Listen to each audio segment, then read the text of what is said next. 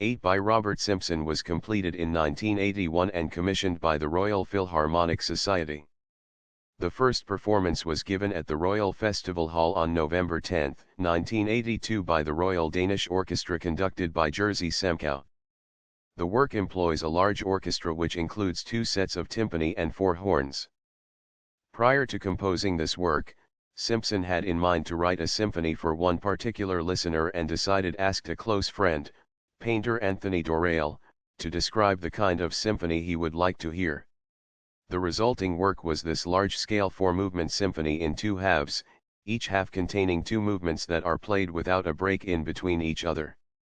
The first movement, titled Poco Animato, begins with a relatively peaceful, quiet introduction that slowly develops and becomes increasingly agitated throughout the remainder of the movement. It is full of violent, stark, and almost feral brass outbursts in the midst of suppressed violence.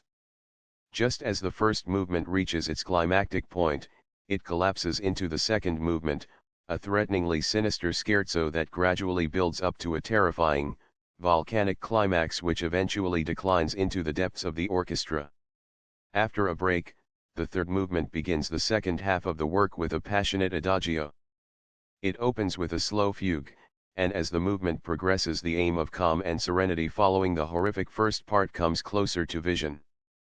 This movement gives way to a vigorous finale, full of the energy that is typical of a Simpson finale.